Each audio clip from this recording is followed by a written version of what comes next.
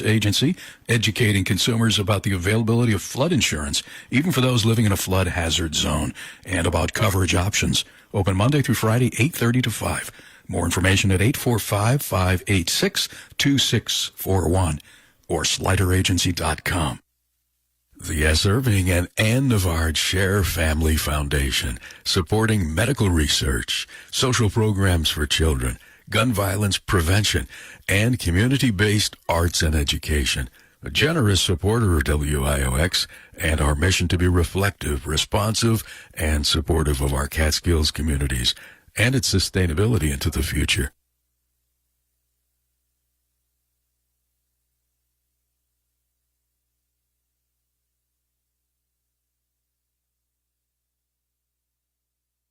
WIOX is supported by you and the following community underwriters: from Gilboa to Bovina, Bloomville to Bearsville, Break a Bean to the Barkaboom. WIOX Roxbury Community Radio for the Catskills is supported by Cellar Door Wines and Spirits in the Book Village of Hobart, New York. Sustainably made and sourced organic biodynamic wines and spirits. News about new arrivals, special events, and tastings on Instagram at Cellar Door Wines NY. Cellar Door Wines and Spirits, Main Street in Hobart. Open Wednesday through Sunday. CellarDoorWinesNY.com. 607-538-3030. Chappie's Good Food on Main Street in Roxbury for lunch, dinner, and cocktails. And Chappie's sister restaurant, the Old Mill Steakhouse, just around the corner on Bridge Street. Chappie's open every day. The Old Mill Steakhouse open on weekends. 607-326-7020 or chappiesgoodfood.com. The Catskill Mountain Foundation, celebrating decades of arts on the mountaintop with Dimensions, an immersive street dance theater of the Passion Fruit Dance Company. Dance, live music, and animation. Saturday evening, March 29th at 7 o'clock at the Orpheum Performing Arts Center in Tannersville. Details and tickets at catskillmtn.org.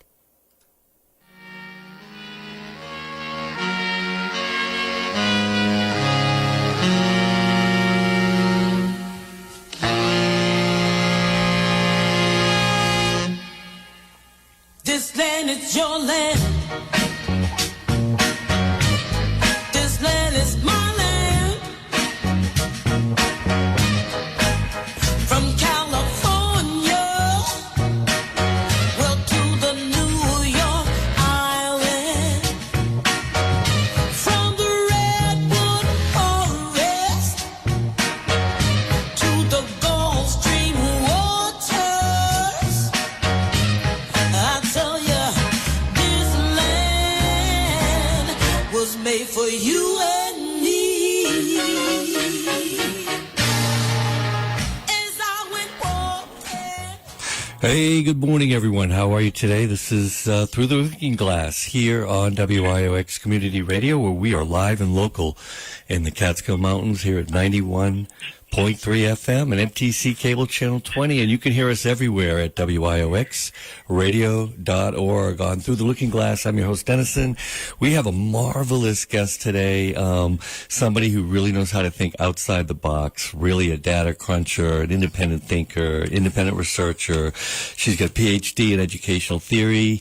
She's from Chicago, and she began examining the deaths and the death curves at COVID, and mathematically, statistically, started to have some questions. And I think that's just brilliant because we were just told, hey, spring 2020, New York City got hit hard with this virus, and it was spreading, and it was deadly.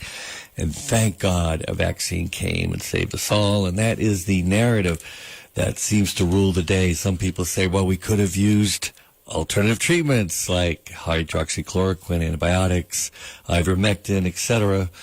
And we could have avoided the vaccine. We could have lessened the symptoms greatly for people, and many more would have survived.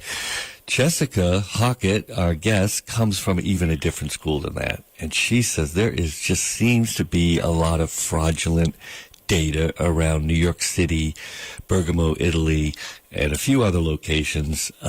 Jessica, welcome back to Through the Looking Glass here in WIOX. Thank you so much. I'm glad to be back. So let's just back up a minute. You can tell everyone, why was New York a red flag to you, and when did that begin to occur in your mind? I know that everyone's talking about beginning of 2020, March and April, huge spike in deaths, huge in New York City. A lot of people just assume, yeah, people died. They don't realize what an outlier New York City was. Can you get into that whole pretext of your argument? Sure, absolutely. Yeah, New York City, spring 2020 is a massive outlier, almost without peer. There's a couple exceptions in northern Italy, but I first started to really question what those numbers were. I would say in summer 2021. I just kept looking back at the graphs and the data and saying, okay, what in the world happened here? We see a base to peak increase of more than 700% in daily deaths, a huge event, the equivalent of 8 World Trade Center events in six weeks.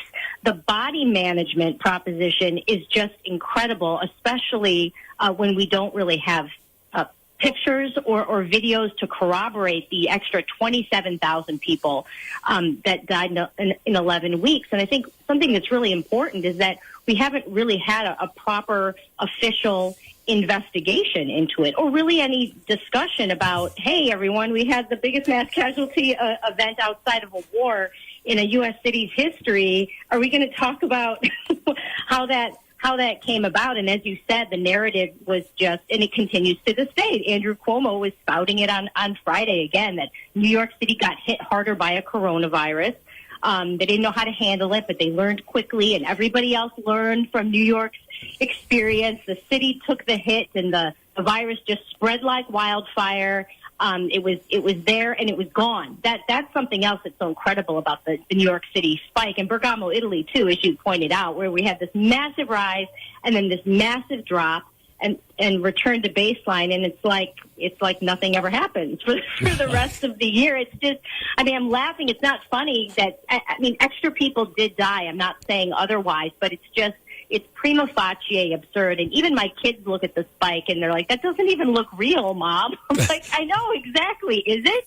Is it real, and how do we know? Now, Jessica, for people who can't see the graphs, because it's such a visual argument you're making, it's almost as if you zoomed out on New York City for a full 2-year period, say 19 to in 2020, you see this just spike line just shooting up of deaths in that 6-week period, because time gets compressed when you zoom out on a graph like that. And it looks identical to 9/11. Just this flat line, spike, flat line. And that's what we saw with the virus. I don't think a lot of New Yorkers realize that. I think they thought deaths occurred all throughout the spring and less in the summer and maybe a little less in the fall. They don't realize how dramatic it was.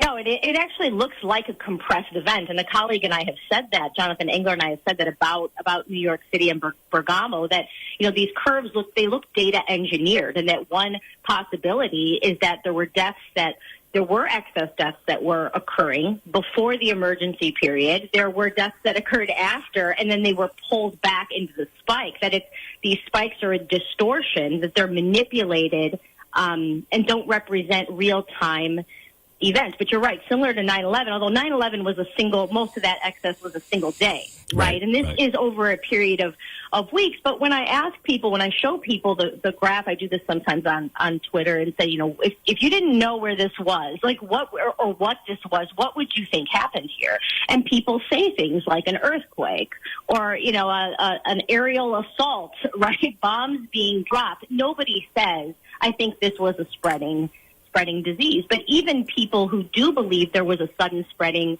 deadly coronavirus, which I do not, but even people who do have to look at the graph and say, okay, what happened here, and why hasn't there been any real explanation for what went on in New York versus the rest of the United States, or really the New York metro area? You could combine some of those other counties, especially in North Jersey, with this. But it truly is an outlier, and we just get silence.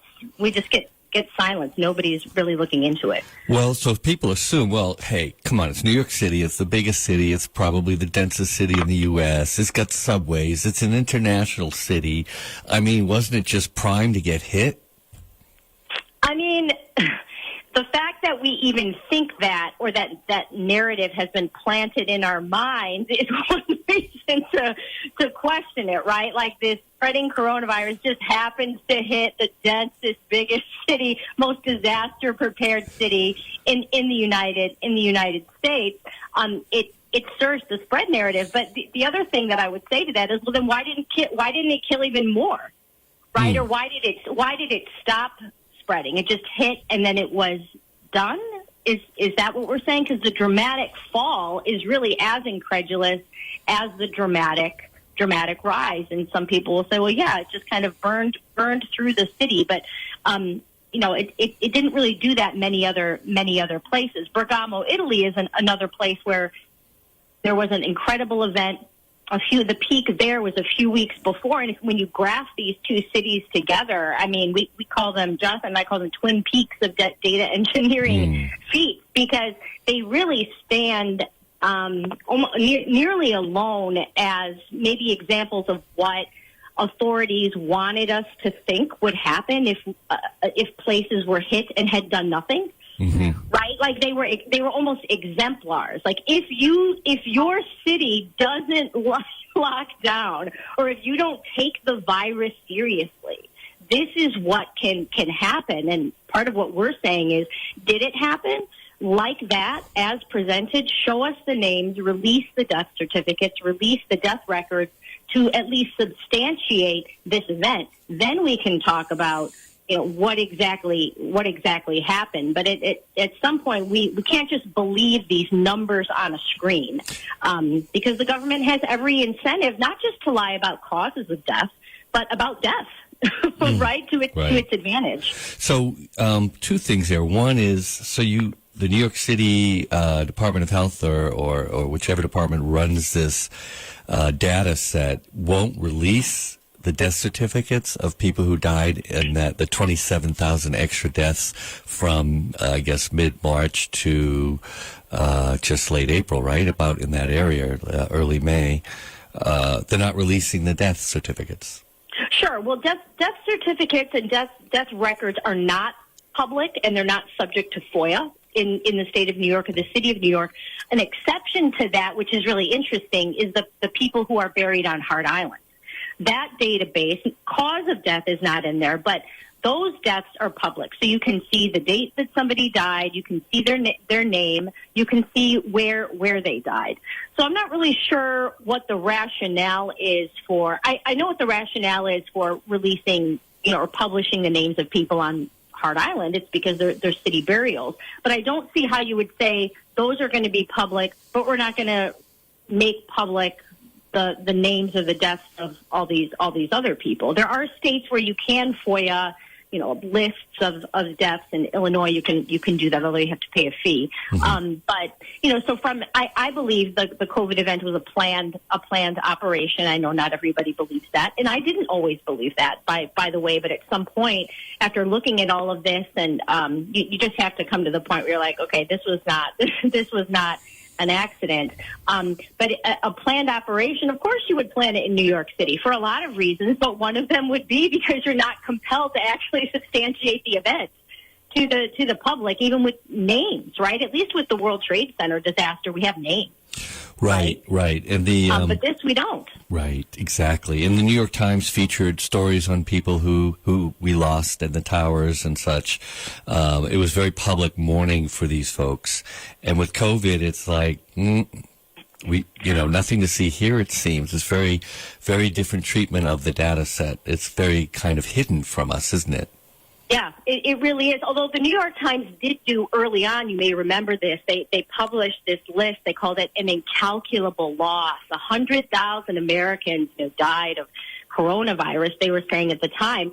That list that they published across several pages, and beginning with the front page, was only 1,000 names total. About 50 to 60,000 people in the United States die every week.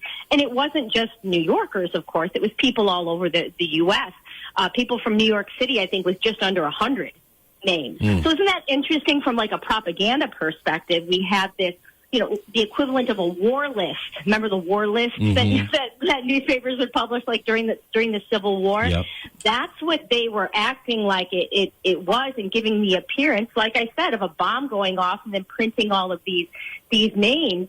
Something of an illusion really was created at the time. And it's clearer to see when you're looking back at all of this than it was at the time, because I would say that the general public, we were sort of victims of a shock and awe campaign, right? By our government and other governments around the world, the WHO. That's my perspective. But yeah, when you look back and we see a lot of evidence of absence, it's called dogs that didn't bark, things that we would expect to see either at the time or now or since, that we simply do not see. Where are the lawsuits against New York City hospitals? I don't know of many. You would expect a lot of class action lawsuits, and we don't see anything of the kind. Or documentaries. We don't see any. Where's the documentary, the 5-year commemorative documentary of this mass casualty event? Right. Right. The interviews with doctors or with first responders, reflecting on their experiences. Who moved the bodies? Let's have interviews with those people. We just don't see it. So the hospitals they're dealing with, and New York City's dealing with 27,000 extra deaths in 11 weeks, and you say most of that's within a 6-week span, right? The hospital toll is around, if you include emergency department, it's about 22,000 total, about 15 to 17,000 above normal. Okay. I'm doing this off the top of my head. Yep. But yeah, just a cataclysmic event for hospitals. Massive.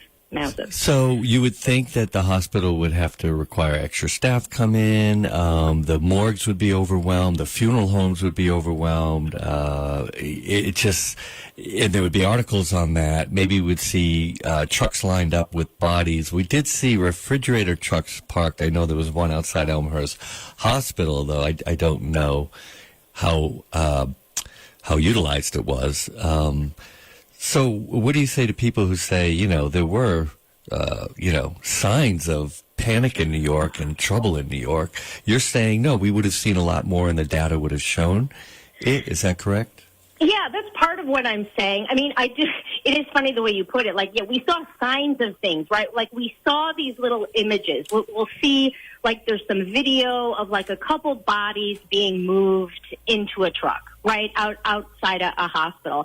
And I guess part of what I'm saying is, wouldn't we expect to see more of that kind of thing? In a city where, every bodega cat has a TikTok account, like, wouldn't we expect citizens to have recorded things on their phones, just even out of curiosity, right, when bodies and things are being moved, for example. And we simply don't see that. In fact, there's a lot of on-the-street reporting at the time that was showing that nothing was happening, right, that hospitals were not busy, that the city was pretty, pardon the pun, but pretty dead. Regarding the trucks, I'm still working on some corroboration with that, but you might remember that with the FEMA trucks, the trucks that the federal government sent, records that I obtained from FEMA showed that they were severely underused. About 85 trucks, I think, were sent, and like 22 were deployed to locations for use as morgue storage. And I'm in the process of getting the rest of the records related to the other trucks that were, reportedly sent out from New York City Emergency Management. So, at the end of the day, we're going to be able to calculate and corroborate, I hope, what these claims are. I'm really trying to follow the bodies as much as I can, right, exactly. and cross-check these different records. There was so much time, and I fell prey to this too. There was so much time spent on following COVID case data and COVID deaths and COVID hospitalizations, but you really have to look at various kinds of data, emergency calls, ambulance dispatches on a daily basis to start to get a sense of what is being claimed here, and raise more questions about what actually occurred. We talked about hospitals, but there was a massive out-of-hospital cardiac arrest event in New York City, probably the biggest such event at in the past 100 years for sure in data recording, there has been no real explanation for that. What happened? Why do we see this sudden rise in out-of-hospital cardiac arrest right when the federal government says 15 days to slow the spread? That's incredible to me. Like somebody pulled a trigger. Is that fear, or do you think it's a fear data, or like people were terrified and people with weak hearts pass, or do you think it's constructed data? I think there's some of that. I've compared to the 9/11 period, when people were afraid at that time too, right? Not just on the day, but for weeks afterwards, right? That tension in the city, although a lot of people did leave the city as well. I don't think it was just fear triggered. If we go back and we think about that time frame, yes, there was fear, there was anxiety, but there was also a lot of entertainment, right? There was a lot of rah-rah. It's just 2 weeks, right? 2 weeks to slow the spread.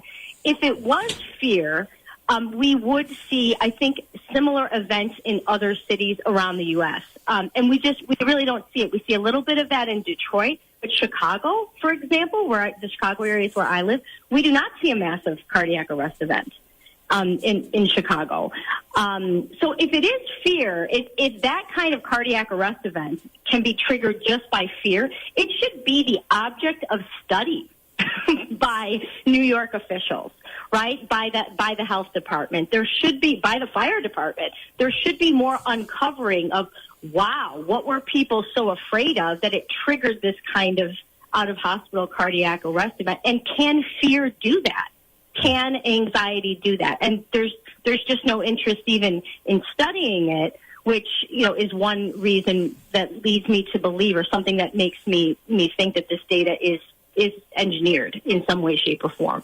Well, that's what I love about your thinking, because people who are generally critical of the official story will say, well, you labeled gunshot victims as COVID deaths. Of course the numbers are going to be high. Sure. Motorcycle accident, COVID deaths. So I assumed that was part of it. The other part I assumed was hospital protocols. If you're giving remdesivir, or you're throwing people on ventilators right away without even giving them oxygen first, maybe they just need a shot of steroids and some oxygen and they can open up their lungs again, rather than just vent them, which is it's a last resort technique, and it was first choice option in many hospitals.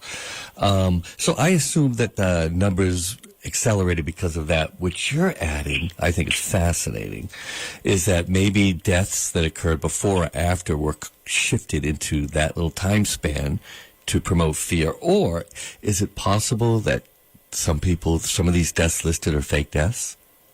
Yeah, that is possible. I mean, I have an article on Substack where I walk through the different techniques that could have been used. My main claim, and our claim about Bergamo too, is that what we see is a distortion in magnitude, timing, or both. It could include completely fabricated deaths, right? Like just that would be easy, right? Get an extra zero, or you inflate the hospital toll by 10,000. I think the hospital toll could be inflated by 10,000. And you're basically paying off hospitals for a turn or two that they missed. If we think of it in kind of restaurant terms, right? Like the turnover that maybe hospitals miss. But I outlined other techniques that could have been used. I'm not just saying they completely made this up, and they're phantom deaths, but that definitely could be in the mix, definitely. Wow. So, all right. So I think what also supports your theory is that New York and maybe Bergamo were contrived in terms of their death spikes and numbers, which led to fear, massive fear all over the world, because, oh my God, we don't want to be the next New York or Bergamo or Wuhan.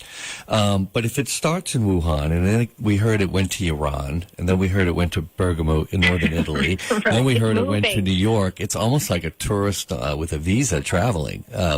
If this virus is sweeping the globe, how come Paris, London, Brussels, Berlin, Moscow? I mean, it seems like... London's, I've asked questions about London, too. Their base-to-peak rise is pretty significant. They had a significant out-of-hospital cardiac arrest event that began after the U.S. declared 15 days to slow the spread. I have questions about that. But to your point, we had this story. The U.S. is interesting because we have two coasts, right, or two big coasts, and we border these oceans. So we had the virus coming from one direction via Iran, Italy, like you said, and then landing in New York. And then the other direction, is China, and then there was the Diamond Princess cruise ship. We had some U.S. military ships where there were apparently some reported outbreaks. But then we didn't get a virus bomb in Tokyo. We didn't get a virus bomb in L.A. L.A. has something that looks like a virus bomb later in the year, December 2020, January 2021. I just posted about that over the weekend. But, L.A. is closer to China. So from a spreading virus perspective, I'm sorry, why isn't it spreading the other direction? And don't weather patterns move from, right? Am I right about right, this? Right, they move across the Pacific, across the U.S. Right, they move across the Pacific. So, and certainly plenty of flights if people are going to make that argument. So first case in the United States announced was on January 21st, and that was a legal permanent U.S. resident, Chinese descent, who had been in Wuhan for a couple months reportedly, visiting family, and then he comes back, has some unremarkable symptoms. 4 days later, walks into an outpatient facility, and his samples are sent overnight to the CDC. Next day, they say that this is the first case we have in the United States, and yet we don't see a virus bomb go off in the Seattle area where he was. There's a little bit of excess, but not much. So again, when you start to compare these locations, not just on a country level, but on a more granular level in the cities where the people are, right, where the most people are, you just come up with a nonsensical pattern that is not indicative of a spreading virus. Never mind that, before governments around the world and the prompted by the WHO declared a pandemic, we don't see any excess death of any kind. And the Rancor has written a lot about that. A lot of people have. Like, the synchronicity of the excess death should alone prompt people to say, what in the world was going on here? If there was a spreading deadly virus from Wuhan, wouldn't it have shown up in different data in different ways before an announcement was made to shut the world down? I think that's a really practical question that a lot of people don't really want to answer. Right. Oh, my God. Folks, we're listening to Jessica Hockett. She's an independent researcher, PhD, and she has some wonderful websites where you can read her articles, or numerous articles. Jessica, you want to tell people the best places to find your writings? Yes, it's on Substack. So you can just go on Substack and look up Woodhouse76. But if there is a dedicated domain, it's www.woodhouse76.com, and people can go there. And I have a nice sorting system at the top, some tabs and an index that hopefully makes it easy for people to find things. It's a tremendous website. It's got just extensive graphs that really tell a visual story that make, I think, what happened in New York City and Bergamo, Italy, look very strange, definitely outliers, right? And I know you've mentioned Malcolm Gladwell's book, Outliers. How do you see New York and Bergamo as just incredible outliers? Which, of course, then begs the question, why? Yeah, they're, again, in timing and magnitude, they're incredible. I think when you study an outlier, I take the similar to Gladwell, actually, but I take the approach that the exception, in this case, that the exceptions prove the rules. That what we see in New York and Bergamo and don't see, the fact that our officials and that governments around the world got away with this suggests that they would have kept on applying those rules with each wave of excess death, and that they wouldn't have just gotten away with what happened or what didn't happen in New York and Bergamo. They wouldn't have just gotten away with it there. That they would have kept going. Unlike some people, I believe that all-cause mortality would have been accounted for first. I think some of the techniques that were used or some of the thinking that was applied would have been conceived and practiced for years in advance. I don't think these things were mistakes. I don't think you can look at events like Bergamo in New York and all the propaganda around it, all of the I call them approved voices out of New York. If you go back and you look at the things that were being written in the New York Times, these doctor diaries and things out of Elmhurst Hospital, I mean, they're just ridiculous. They look like actors. I'm not saying these people were actors. I'm saying a lot of questions need to be asked about who some of these people were, when they were notified about their part, maybe that they were going to play in this really staging of a pandemic. I believe the pandemic was staged. There was no sudden spreading novel respiratory pathogen from Wuhan traversing the globe. It's an entirely staged event. Unfortunately. Right. Unfortunately. Well, I didn't always think that. It's interesting. You've evolved in that direction from what you've uncovered data-wise. It just didn't seem to support the other hypothesis that there was a spreading pathogen that was deadly that we all had to hide from, and somehow New York got slammed along with Bergamo, Italy. But the rest of the country saw what happened in New York, and they learned, and so they avoided tremendous casualties because of that. Supposedly, that's the official theory. Jessica, it's fascinating the work you're doing. Are you considered an outlier yourself in the academic world? When people hear your story, do they say, "What are you talking about?" I'm no longer in the academic. I mean, I haven't been, in my my real job for 5 years. I stayed home and homeschooled my kids in the year of the human rights heist. I call it the global human rights heist of 2020, and I've independently, just devoted time to this. But to your question, even among people who dissent from the official government narrative, yeah, I would say I'm an outlier. Me and a few other people are an outlier, even from the dissenters, because we say things like, "Hey, lab leak, wet market, that it doesn't matter. That's a false binary. It was neither." We think that an agent, so to speak, that was already out there or already in human beings was just co-opted and used as a decoy. We don't believe there was something suddenly spreading. So that's different even from a lot of people who dissent, or like you were saying in your intro with ivermectin and hydroxychloroquine, the early treatment. We see early treatment as simply a form of permitted dissent.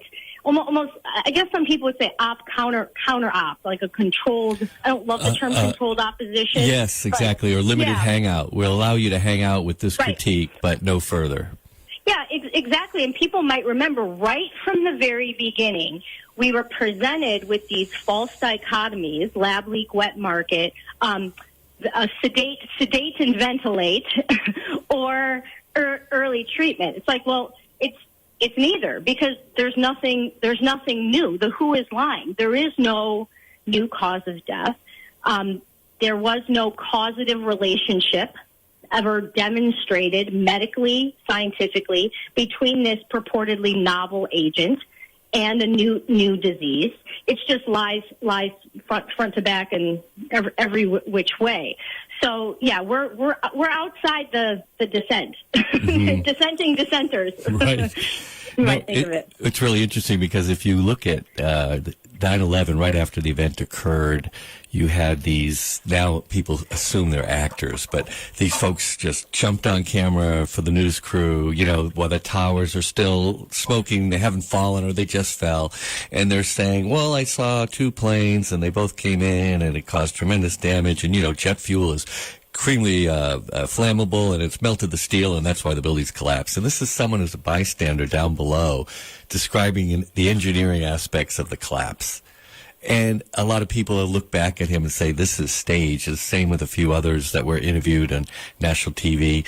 I know in the Kennedy assassination, Dan Rather gets one of a few people who gets to witness the Zabruta film that was locked away, the filming of the 22 seconds of Kennedy being shot 6 times. And they hide it. But he's allowed to see it. And then he goes on, he's the leading news anchor of the day. He comes on television and says, oh, he was clearly shot from behind, his head shot forward. when you look at the film, it's the complete opposite. So you can see that they get their story out there first, kind of a controlled opposition narrative in a sense. And it seems like maybe some of those doctors who spoke out early on about, it's just so overwhelming, this virus, maybe they were staged as well. Is that a possibility? Or co-op, again, I'm not saying those people weren't doctors, but if you expect during the best way to think of it is like during a war, right? When there's a war, anybody who doesn't think that government is directing media in multiple ways just needs to wake up. That does happen, and that's happened for, I would say, well over 150 years. I mean, in the United States, you can see where media gets directed, right? Or the press gets directed. So yeah, I think anybody who thinks that some of these doctors that were elevated at the time, right, in mainstream and I would say alternative media as well, anybody who thinks that wasn't being controlled or that there isn't a script that was being followed need to go back and listen to the patterns in what people are saying. I mean, they're saying that one of the craziest things about New York especially, and this makes it a real outlier, even distinct from Bergamo, is that we had young people dying. Young people are at risk. And funny enough, that message came from the federal government. We all got those, or a lot of us got these 15 days to slow the spread cards. Do you remember getting that postcard in the mail? I got one. And on this postcard, it said that young and healthy people are at risk. Why the U.S. government was telling people that for weeks, I have no idea. But that theme was coming out of New York, and it's in the data in New York. Massive rise in young deaths in New York during that period. Again, no investigation. Why is that? But to your original point, yes, these controlled messages during these crisis periods, when you go back and start to ask questions about them, I mean, it gets really uncomfortable. At least with 9/11, was that 2,800 people, I think, yes, reported exactly. killed in the. I actually think the toll might be higher than that, honestly. But 2,800 people. You look at the cataclysm of those buildings falling, however you believe they came down, okay? We could just lay that aside for a second. They came down. Nobody's in denial about that. So they come down, and the toll makes sense, right? But 10 times that reportedly happened in 11 weeks in New York City, and we don't have any evidence to corroborate it of any kind? Like, what is that? I don't understand. Well, let's go to young people, because if a virus is coming in, you expect it to, like a flu type of virus. Typically it's the elderly and the weak and the frail who go first. It just overwhelms them with all the other things elderly people have to deal with and health issues. We're just not as strong as we are in our 20s, 30s, and 40s. There's just no doubt about that. So how would you explain young people dying from a kind of a flu type of pathogen? Yeah, I have no idea. And it's funny because people say, well, maybe that was drugs, right? Well, the deaths aren't blamed on drugs. The young deaths that are blamed on overdoses is, I don't have the percentage in front of me, but it's pretty small. Most of the young death toll is in hospitals and blamed on the spreading coronavirus, or it has COVID-19 on the death certificate. So I don't understand that, but it does what corroborates it is these approved voices coming out of New York, these approved doctor voices saying we're seeing young people are coming into the hospital and not being able to breathe. This affects everyone. So I'm not sure why more people don't have questions about that. But the federal government was saying at the time, even actually I'm looking at the postcard right now, even if you are young or otherwise healthy, you are at risk and your activities can increase the risk for others. It is critical that you do your part to slow the spread of the coronavirus. That was from the Trump administration's 15 days to slow the spread coronavirus guidelines for America. Why was the Trump administration telling people that? That's crazy. That just heightened the fear to everyone, because you felt like, okay, there's this magic bullet going around that could hit any of us. It's not just the weak and the old.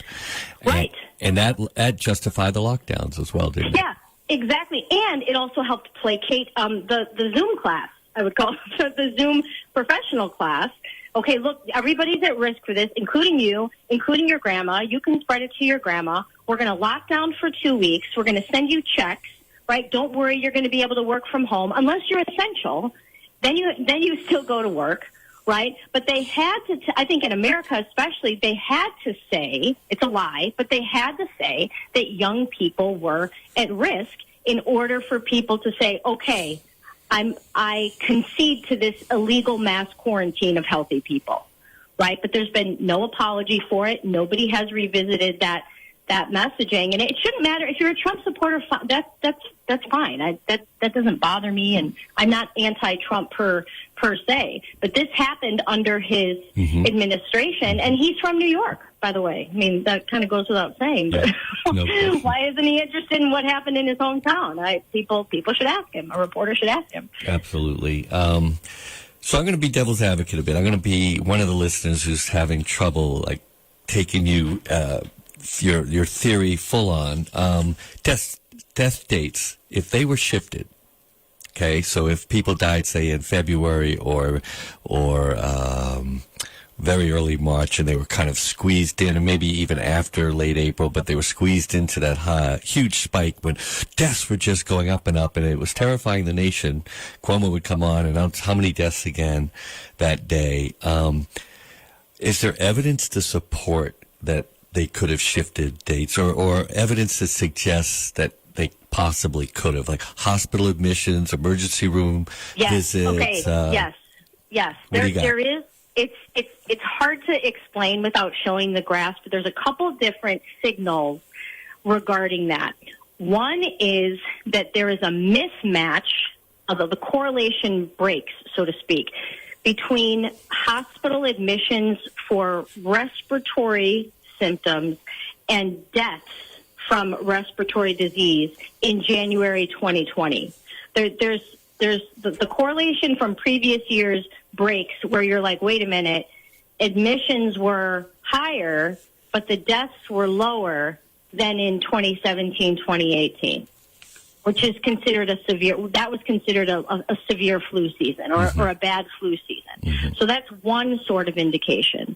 Another indication, I haven't put this data out yet, is that there was a rise, and it was actually over a couple years, but there was a rise in New York in bodies that were not cremated or buried, but were disposed of in another way that are classified under other, which I think is interesting. I need to investigate that more. But there was a rise in a certain kind of disposition that is questionable, I would say. The other piece is from New York City Health and Hospitals data. There's a discrepancy between data reported in a research study and data that I obtained from the city. And the data from the research study, and the researcher won't respond to additional questions, but suggests that the death event in New York City Health and Hospitals started earlier, that it started a couple weeks earlier than the official data show. There's a few other things like that. Insofar as after the event, we have some kinds of deaths that do stay elevated, like the cardiac arrests at home or outside the hospital. That data stays elevated, but all-cause doesn't rise. So it's sort of interesting when you start to look at the curves under the curve, like almost like there was data engineering with somebody. You can't account for everything, right? Right. So some of these little, I call them fraud signals, data out of Elmhurst Hospital. There's some bed occupancy discrepancies I've written about. Again, some of these are kind of complicated to describe without having the graphs right in front of you, but there's conflicting data and conflicting data sets between what the city has given me at different time periods and what they've published publicly, right? So these sort of anomalies and discrepancies, they all add up to, okay, somebody's messing around here. One final thing I'll say about HHC, or H&H, I think people call it in New York.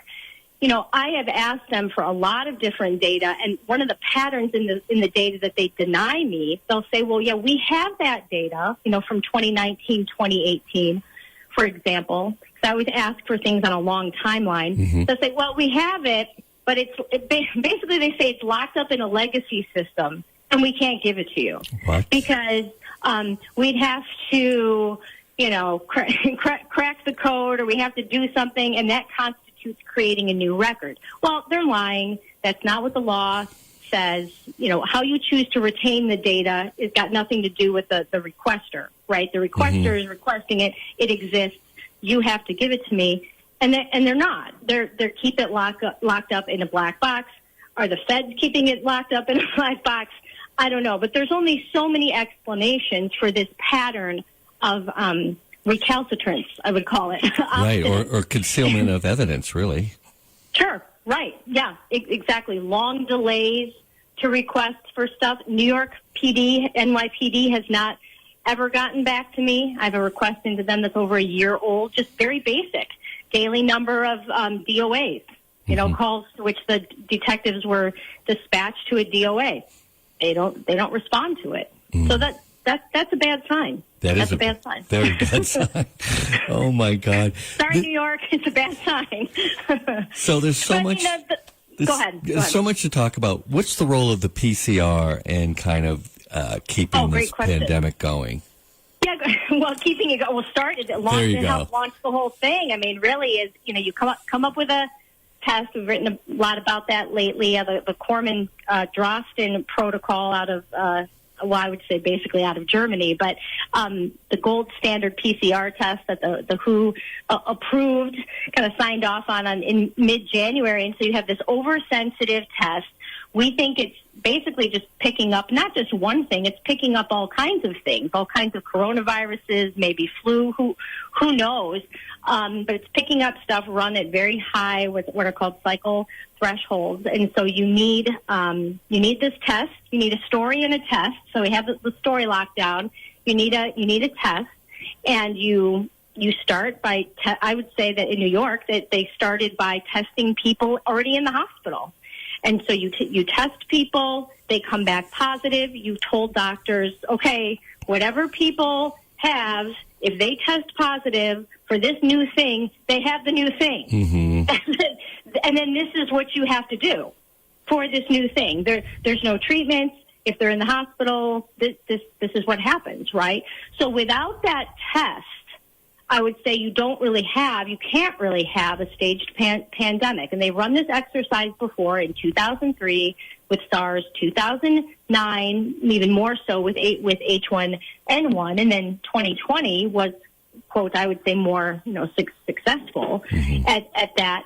But I have interviewed doctors and nurses, a good number of them, and it's funny because you ask them before March 2020, right, before your hospital got these new tests, stopped really testing for flu, started testing for this new thing, were you seeing people showing up to the hospital with hard-to-treat pneumonia, for example?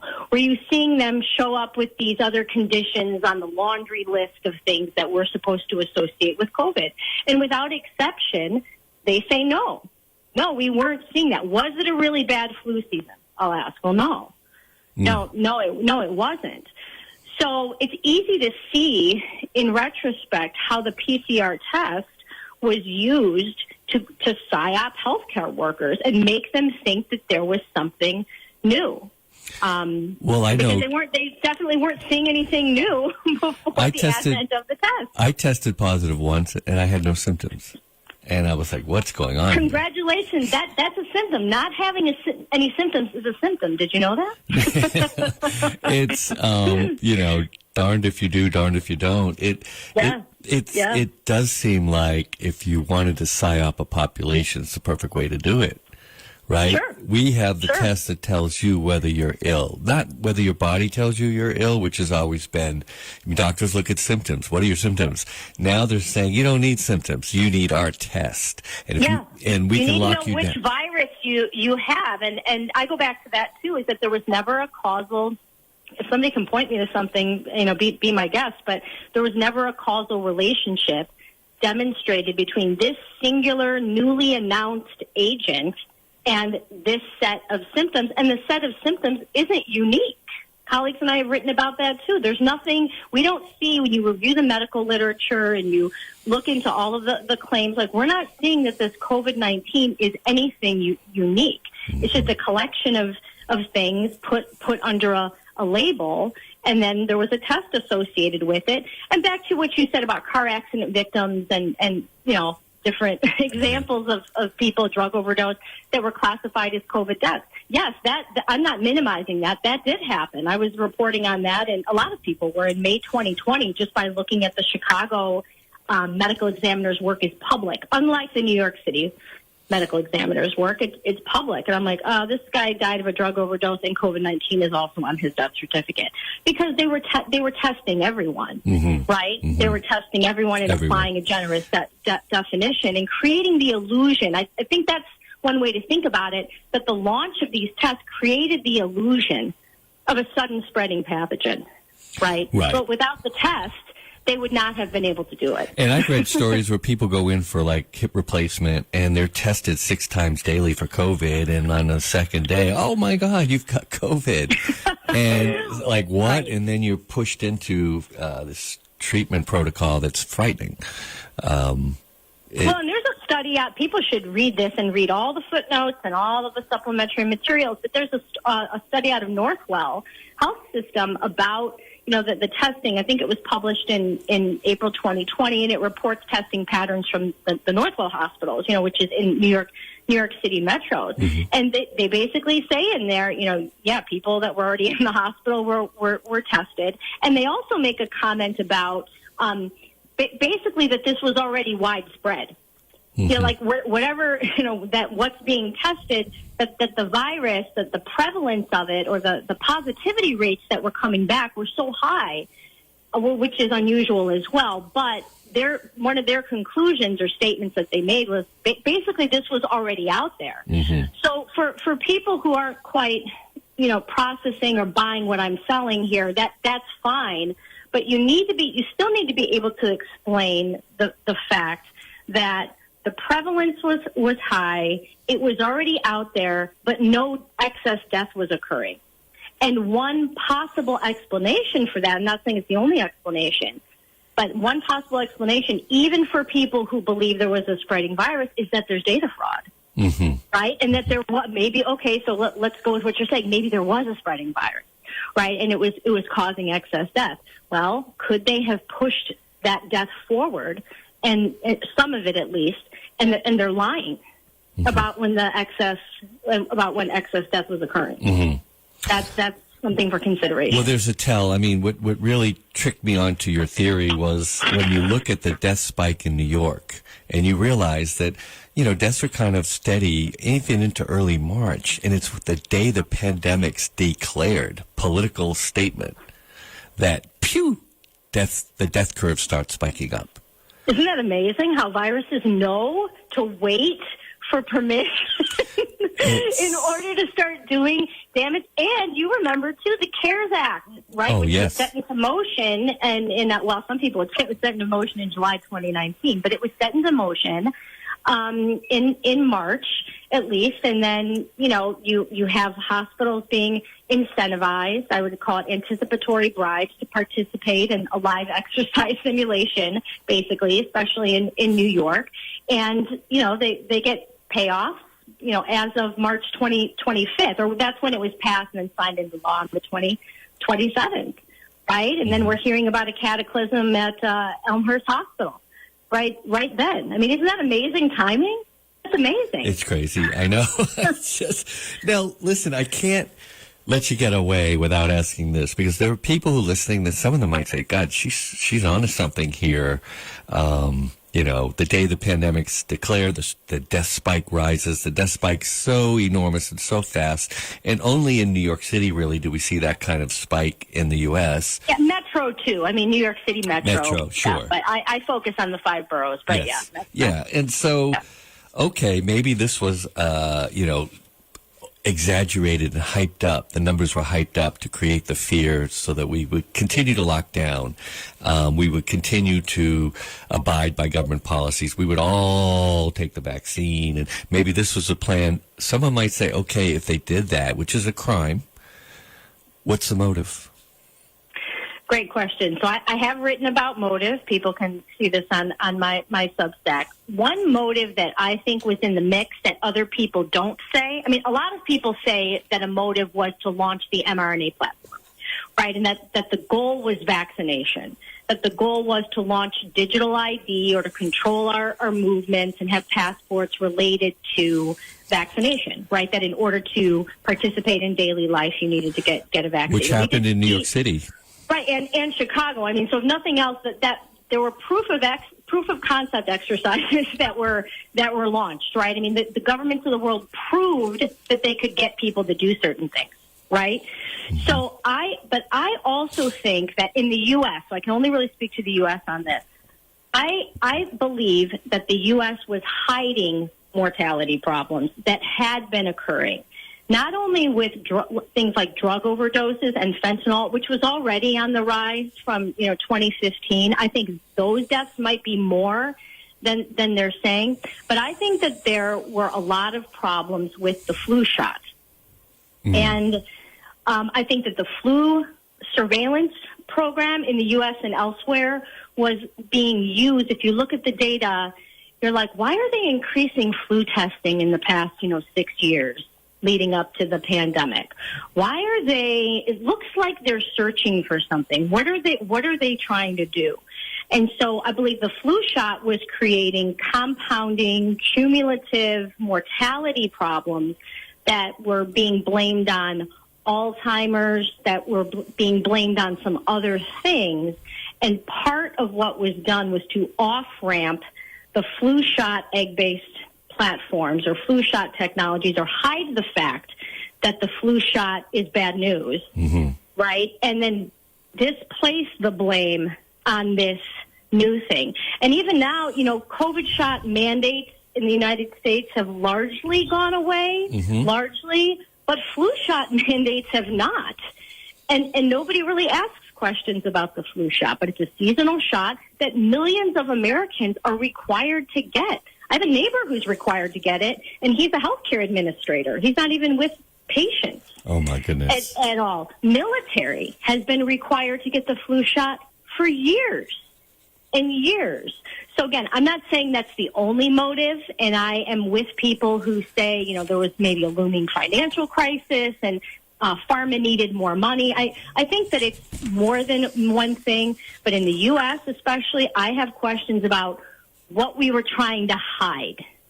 Right. I think some things that we were trying to hide, or maybe that other governments in the world were trying to hide about mortality and morbidity, are in the mix and need to be looked at. Interesting. Oh, my God, Jessica, you have done such a dive. Now, last question. We only have a couple minutes.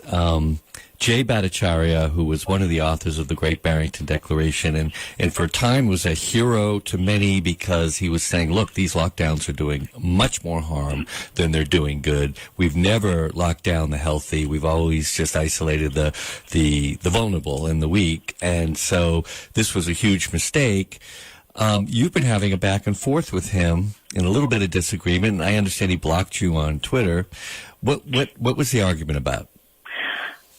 Oh, that's a good question. Actually, Jay Bhattacharya and I kind of used to know each other or be friendly. And in 2023, I'd have to look at the timeline, but I started questioning some things that he had said in the past about mask mandates that I hadn't realized that he said, and I was asking him questions about that, and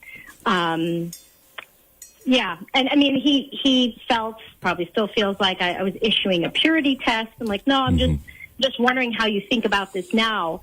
I did sign the Great Barrington Declaration when it came out, but I wouldn't say I regret signing it, but because you do what you do, at the time. But I have some serious concerns about what the Great Barrington Declaration implies. I don't focus protection is